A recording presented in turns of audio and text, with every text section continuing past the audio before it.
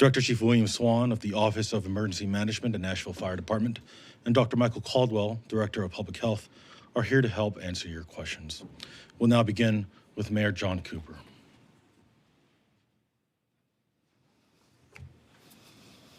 Good morning, Nashville. Before we review today's COVID-19 numbers, I would like to remember two civil rights heroes, superheroes really, that we lost over the weekend, Reverend C.T. Vivian and Congressman John Lewis. In April of 1960, Reverend Vivian marched with Diane Nash and thousands of other peaceful demonstrators to demand justice on the steps of our historic courthouse. He was, in the words of Dr. King, the greatest preacher to ever live. And John Lewis was the son of sharecroppers who received a bachelor's degree from Fisk University. In 1965, he would help lead 600 marchers across the Edmund Pettus Bridge in Selma, Alabama, where he survived a brutal beating at the hands of state troopers. The two met in Nashville through American Baptist College and the Reverend James Lawson, and they helped organize sit-ins at segregated lunch counters in Nashville before taking their message of nonviolent protest for racial equality throughout the Jim Crow South. Their fight continues today, and we honor their sacrifice, courage, and lifelong service towards social change. And now, a review of our current coronavirus situation and citywide response. COVID-19 numbers continue an upward trajectory across the United States, now for 41 days. With 3.7 million total cases and 137,000 total fatalities related to the virus. Tennessee has reported nearly 80,000 total cases and 847 deaths to date. Davidson County has had 17,836 confirmed cases and 5,856 are active, with 159 deaths. Nashville's 14-day daily average continues to rise and is currently at 382. That's up 40 cases since our last briefing. The transmission rate remains high at 1.20.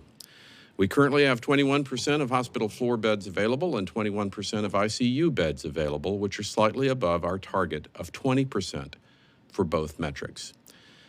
We are working closely with our local healthcare partners to monitor our hospital capacity regularly. It can fluctuate throughout the day. And as Dr. Jahangir has mentioned before, our local healthcare providers make use of their own surge capacity as needed. We are communicating with our partners at the state regarding regional overflow capacity on a daily basis. Last week, a White House coronavirus task force report was released that shows Tennessee is one of 18 nationwide hotspots. And the report asks each spot to take swift action to adopt emergency safety measures. Now, many of these recommendations Davidson County had already implemented in order to reverse the trend of rising COVID-19 cases and hospitalizations and deaths. But this report is the latest evidence that our nation isn't providing a coordinated federal response to address the national coronavirus outbreak. County governments can do many things on our own, but responding to a global pandemic as an individual county is not going to provide the most effective response. But counties, one by one in Tennessee, are responding in order to flatten the curve of the virus. Having what is now effectively a regional mask ordinance created county by county is a major achievement, and it will save lives. We need a concerted effort with our partners at every level of government, and until then, we will continue to struggle with this every county for itself approach that will deliver varying results. Williamson County Medical Center has suspended some elective surgeries as the hospital has seen a doubling in COVID-19 hospitalizations there and staff shortages due to the latest spike in the disease. Sumner Regional Medical Center has also raised concerns about its hospital capacity, reporting that it has been operating at or near top capacity for several weeks. The state has reported a number of hospitalizations, and some healthcare facilities across the state are currently implementing their surge plans due to increased COVID-19 cases. Now, since our last press briefing, Rutherford, Montgomery, and Wilson counties have recognized the vital role of masks in our regional COVID-19 response strategy and has issued their own face covering ordinance. Recent evidence shows that wearing a mask not only reduces the chance of spreading the virus, but also reduces the severity of the disease and the length of hospitalization. Now, upon issuing their mask ordinance, Mayor Bill Ketron thanked Rutherford County residents and local businesses for their support and stated that the reality is some of the county's citizens and visitors are just not taking this health event seriously enough. And that reality is not just here in the Nashville area, but across our state and nation, and it requires action. This past weekend, videos of crowded sidewalks outside restaurants and similar establishments made national news. Clearly, more must be done to prevent individuals, particularly those who are not invested in the long-term safety of our community or the success of our local economy, from violating our public health orders and putting our entire city at risk. Yesterday, with the recommendation of the Board of Health, I directed the Metro Public Health and Board and Metro Legal to begin the process of creating a new public health order that directs restaurants and restaurants that have ended up being bars in practice to close by 10 p.m. across the county, as well as other businesses that serve alcohol to close by 10 p.m. This order is intended to enable our businesses to operate responsibly while also discouraging those who would come here and shirk their personal and societal responsibilities during this public health crisis. A city that can't reopen schools smoothly is a city that can't be back to normal.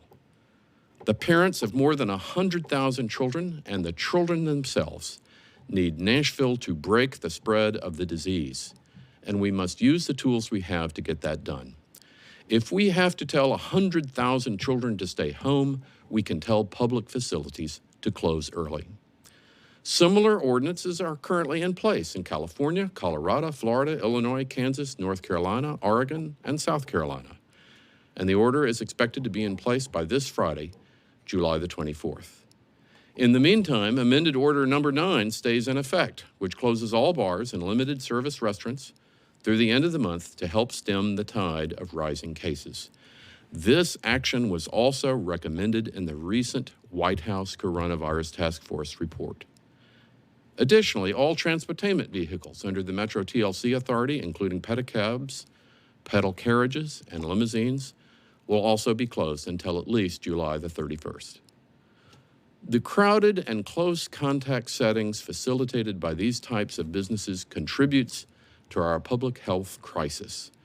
And as long as our COVID-19 spike continues in Nashville and our surrounding counties, we must be vigilant. I'm grateful to Hugh Atkins and all our Metro Public Health personnel for their hard work and dedication to enforcing our public health ordinances. This is hard work, but lives literally depend on flattening the curve of the coronavirus.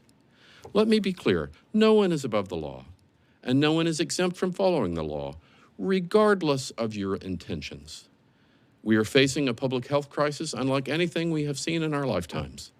But success in the time of a global pandemic requires full cooperation from business owners, workers, and their patrons across Davidson County.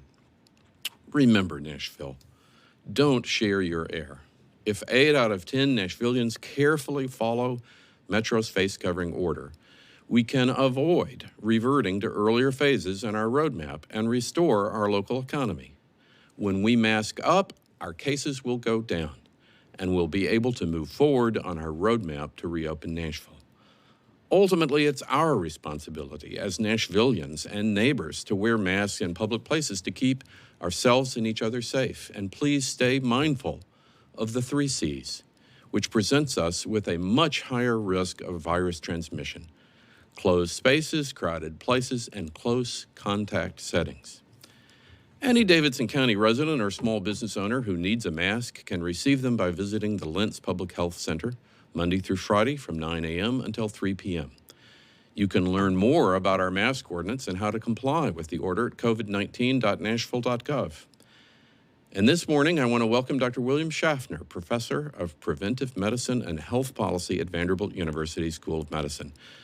Dr. Schaffner is a respected authority on infectious diseases and is joining us this morning by video conference to discuss the importance of wearing masks in public places and observing other healthy habits. And it is also my pleasure to welcome Fabian Badney from our office, who is here to discuss the progress being made to address the coronavirus hotspot in Southeast Nashville through education and outreach campaigns in partnership with Siloam Health and the Tennessee Immigrant and Refugee Rights Coalition. And I'll now turn it over to Dr. Alice Shahanger, Chair of the Metro Coronavirus Task Force.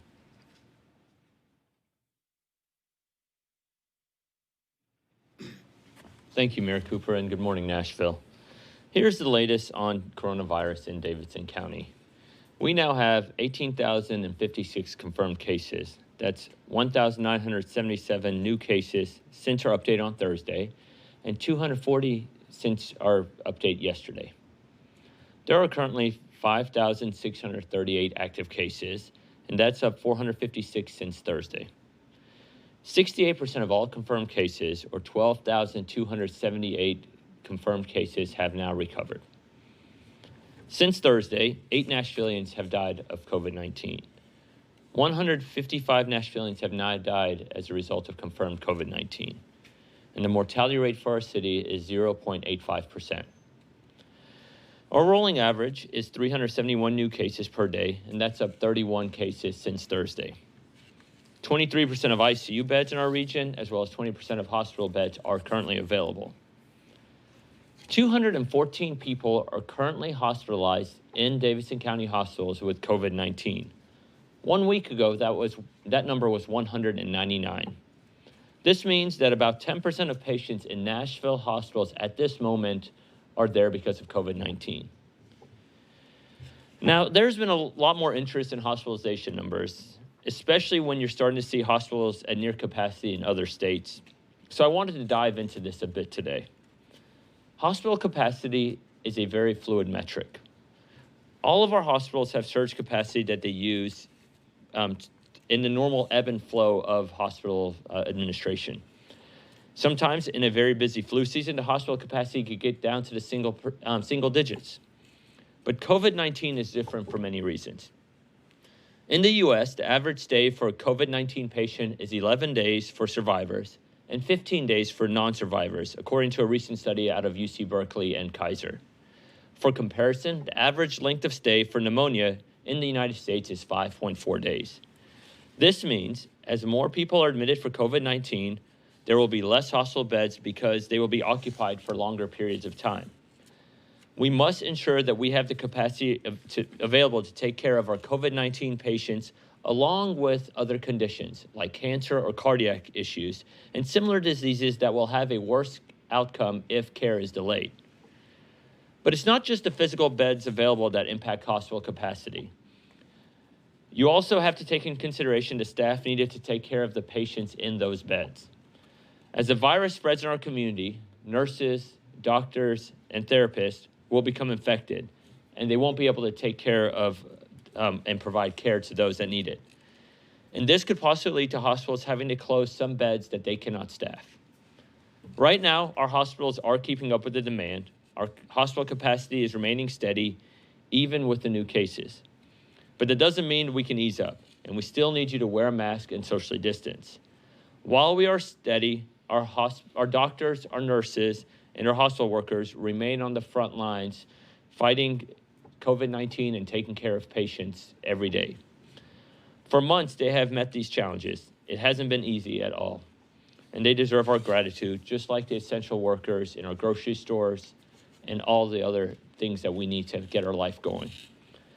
Overall, more than 145,000 Nashvillians have now been tested for COVID-19, and 12% of those tests have been positive. Over the last week, we've had a 15% positivity rate, and this is slightly down from the 18% that we saw the week before, which is heading in the right direction. However, this virus has not slowed. 1 month ago, we were at 10%. Remember, if you have any concern about this virus, feel free to get tested at one of our community assessment centers, open Monday through Friday from 7 a.m. to 1 p.m. And if you have any questions about COVID-19, feel free to call our hotline at 615-862-7777. And that's open 7 days a week from 7 a.m. to 7 p.m.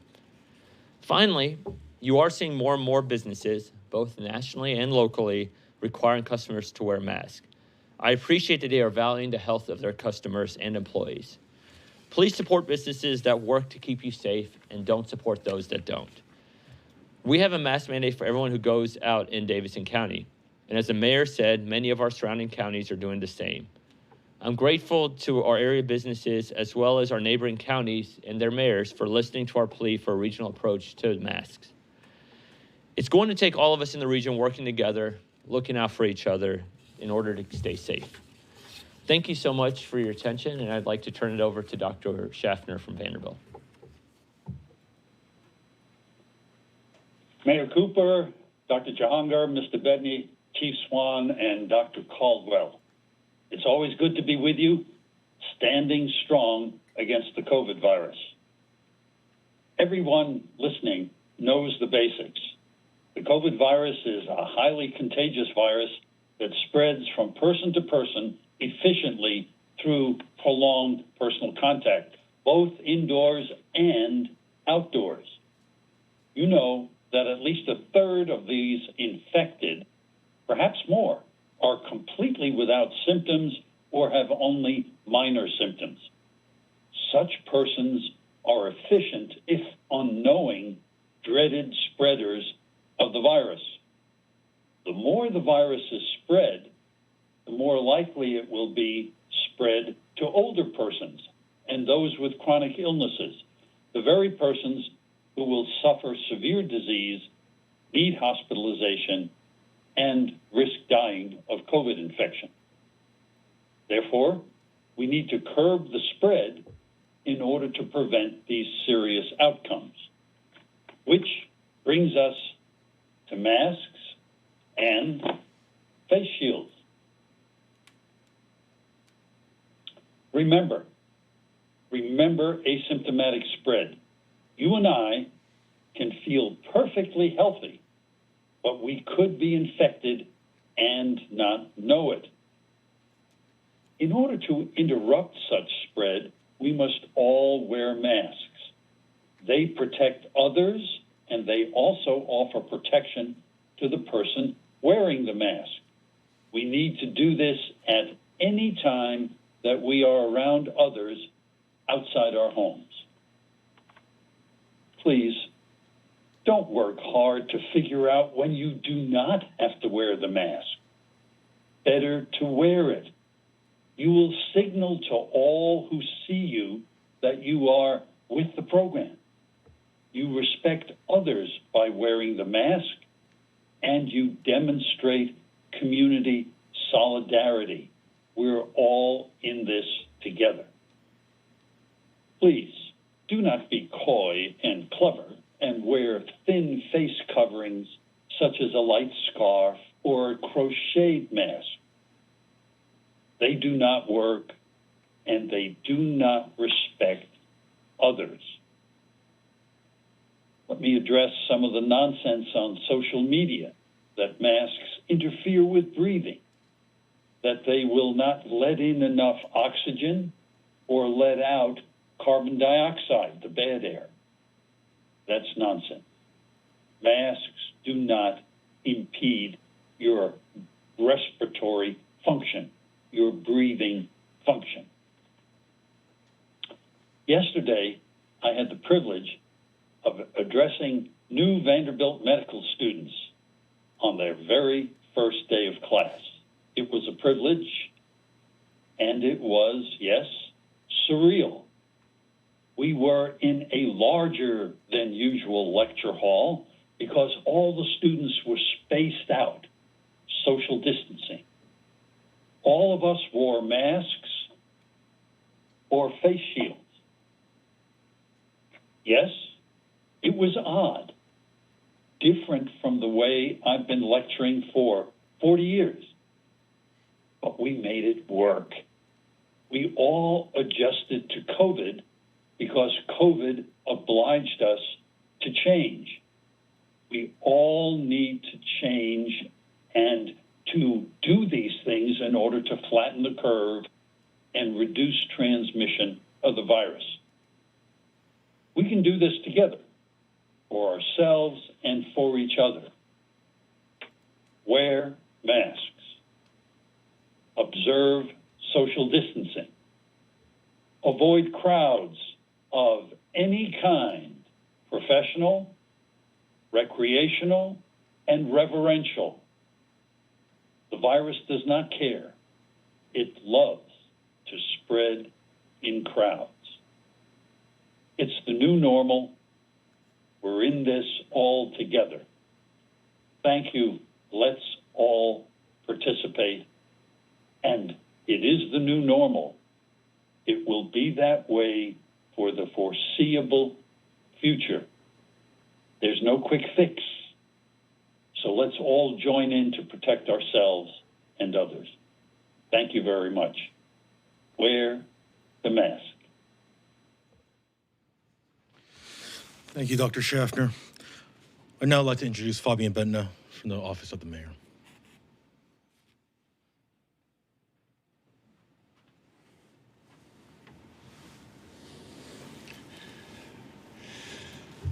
Thank you, and I want to second him on the importance of wearing a mask. I am 60 years old. I don't want to die, so I wear it all the time. So please wear a mask. And this, appreciate the opportunity to give an update on the outreach plan. Since we started executing our outreach plan, we have seen a significant improvement. We're very thankful to everyone that has come together to make that happen, from the health department and volunteers to local council members, community leaders, clergy, media, and nonprofits. We have witnessed a concerted effort to improve the situation. Some of the plan includes Spanish press conferences and webinars in Spanish to educate the community, continuing to build relationships with community leaders and influencers in order to build a bridge between vulnerable communities and the health department, such as cultural organizations, religious organizations and leaders, nonprofit organizations, community leader influencers, media organizations. We are continuing to create and share PDFs and digital information in multiple languages and distribute around the communities. We are continuing to work with local Latino radio and media to promote testing center information and health protocols. We are continuing to sponsor paid social media campaign. We are continuing to distribute translated signage and social media graphics to community leaders and ask that they post on their social media. We created instructional videos on testing center process in multiple languages. We are continuing to distribute reusable masks to at-risk communities at mobile testing events. The health department, 77,800 masks were delivered to local community organizations, and also to case of contacts, we gave reusable and or disposable PPE within about 2 days of request. We are continuing to send mobile testing teams to hotspots areas around the county. We are continuing to partner with the state Department of Health Office of Minority Health to coordinate and advertise additional testing sites. We have native Spanish-speaking communicable disease investigators at the health department to interview cases. We are continuing to have enforcement in businesses, etc. We have a consortium of community partners to help with dedicated Spanish hotline, hotel vouchers, home visits at-risk cases, second harvest food support, and income support through United Way. And every week we have a conference call with the Southeast Council members to update them, but most importantly, to get feedback from them on ways to improve our efforts. We're constantly looking for ways to improve our efforts. We really appreciate everyone that is already doing its part to improve safety to all our residents. Our plan focuses on COVID-19, but I hope that this is the start of a long-term plan for healthier communities where we have an at-risk population. If you're interested in helping and speak Spanish, please email newamericans@nashville.gov and I will get you started. Thank you so much. Have a good day.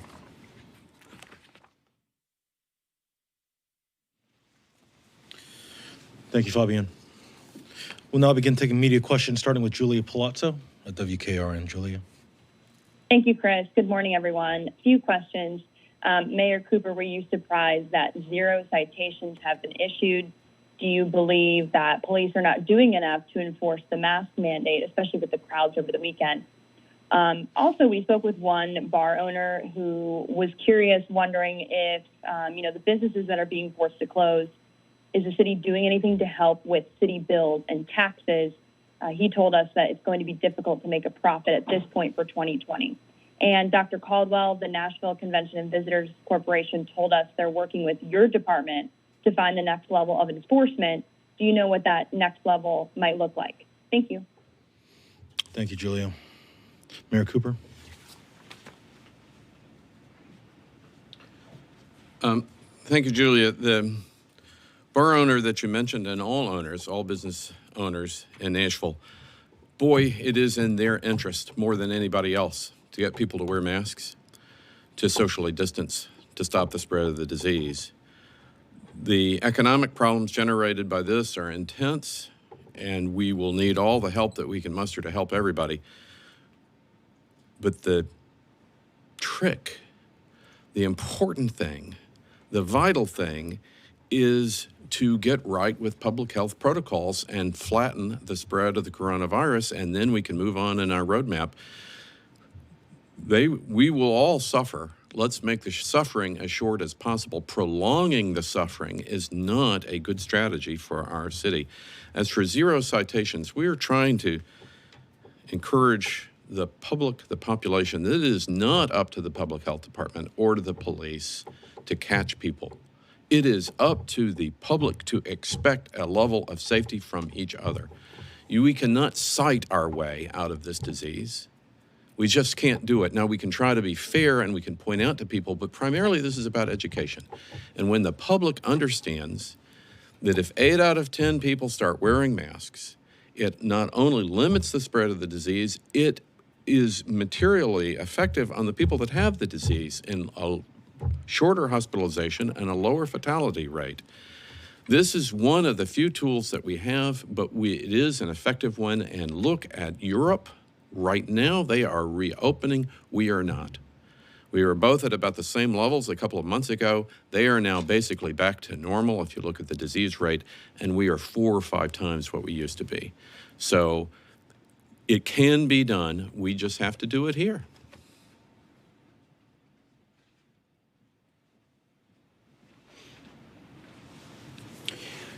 Good morning.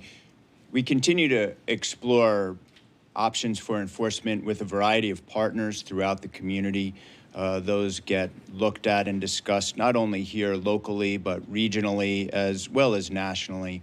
And ultimately, those filter in through decisions that the Coronavirus Taskforce makes with the mayor's partnership.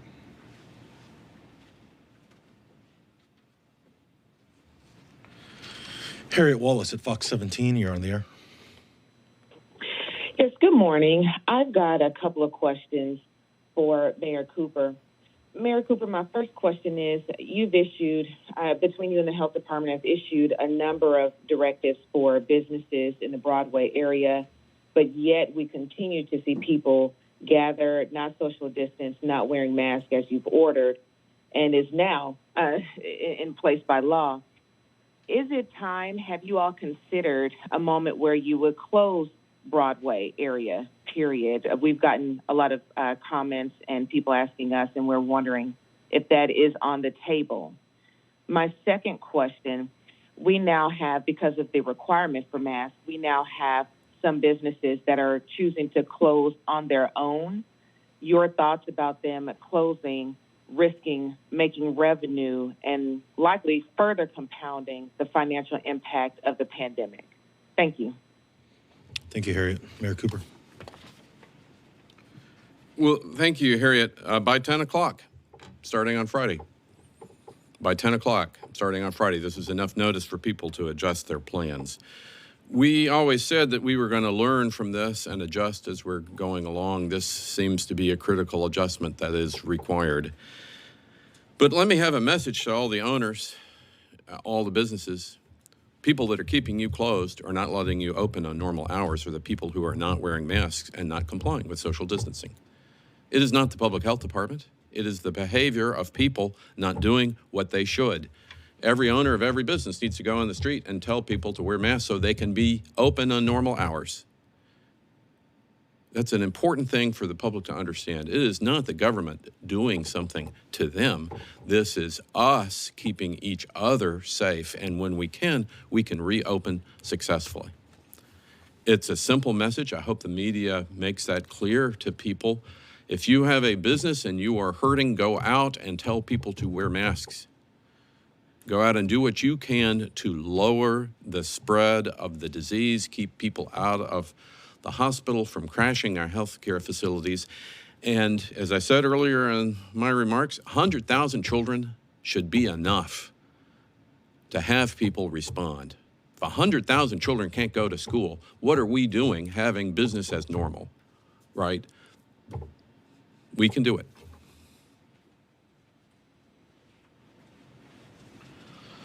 Stacey Case at Fox 17. Stacey? Thank you all. I have two questions. First of all, businesses are closing right and left. Residents are making financial adjustments daily to try to make ends meet because of the pandemic. Is your administration looking at any solutions to possibly be able to reduce in any way the planned 34% property tax hike that is coming before it takes effect? And then secondly, any thoughts to help small businesses, maybe having NES give them breaks on their electric bill, maybe letting them defer their property tax bill? So many are hanging on by a thread. Thank you, Stacey. Mayor? Well, I think NES is extending some of its dates. I think the state has yet to completely announce, but has plans for further assistance to the business community. I think at the federal government, there's a bill that's, I think, before Congress, and people expect it to be passed shortly, which also would have some help in it.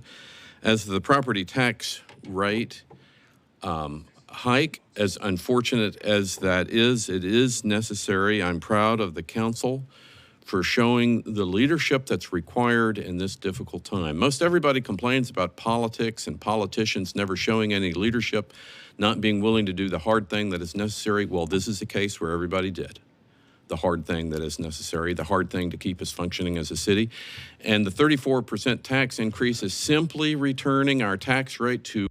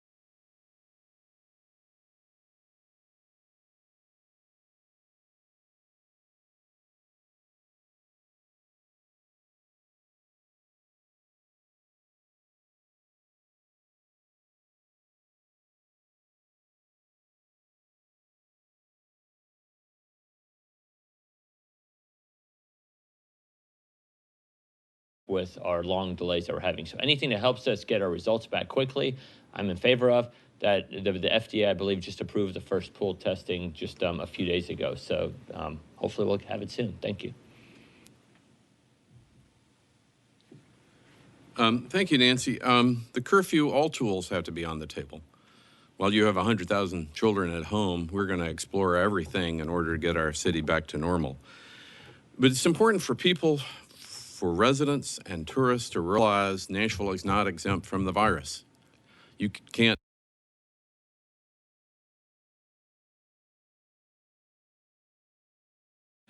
drive a few hours and come to Nashville and pretend that it isn't here, and that you're not going to spread it here, that you're not going to pick it up here. The same rules apply. And the suspension of belief, the magical thinking that has allowed people to pretend that it doesn't exist here, is not going to solve our public health problems. So the answer to your question is everything has to be on the table until we get us back to normal. I am hopeful that the 10 p.m. and the stopping of serving of alcohol will naturally have the right effect in stopping the 3 C's and reducing the amount of close contact spreading in closed spaces. And we will examine the results and look and learn and adjust as necessary to make progress on the disease.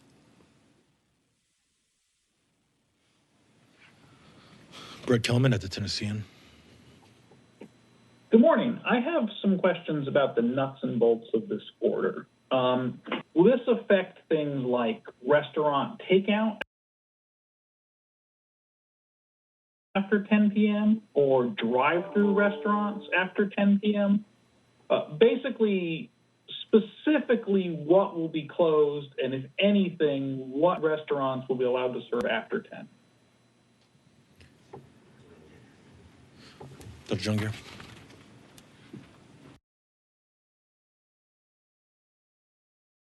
Thank you, Brett. As of the way, within a normal way they operate, so thank you.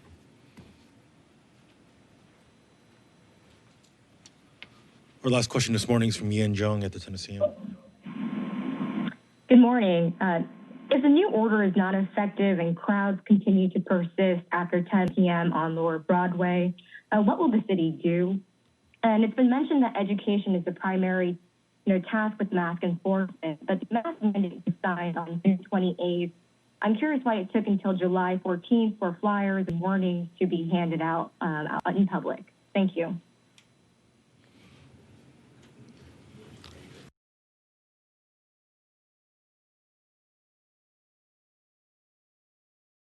I'm sorry, Ian, do you mind repeating your question?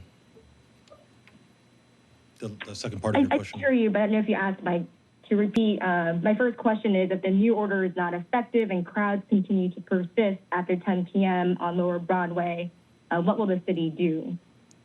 Right, and then the part about flyers being handed out. Yeah, I'm curious on why it took until July 14th for education and flyers to be handed out when we talk about the primary task of mask enforcement being education. Okay.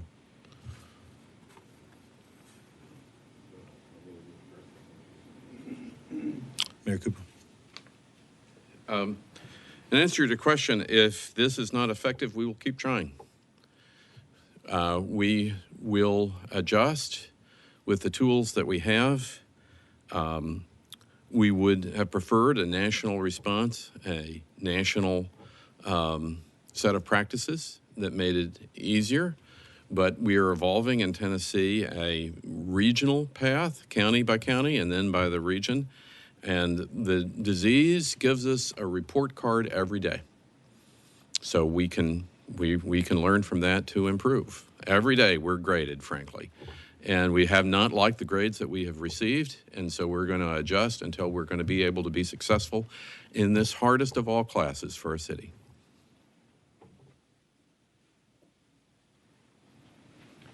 Regarding the mask question, if I'm understanding your question right, when the mandate was placed, there was about a week or two of education, and now the police are out doing what police do, and it seems like everyone they've encountered, I think I read somewhere over 5,000 people thus far have been approached by the police. Everyone's been compliant, and so I'm sure the police would write citations, and if things escalate from there, would arrest someone if needed. But it doesn't seem to have been the case thus far. So I think education first. People now understand the importance of masks, and that's why we're where we are. Thank you.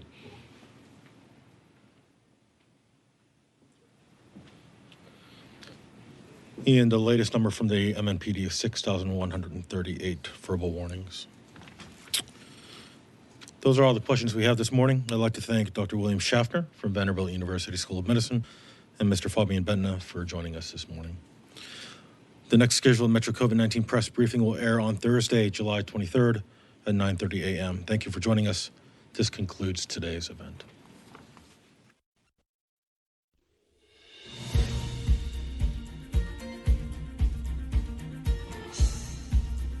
This has been a service of the Metro Nashville Network.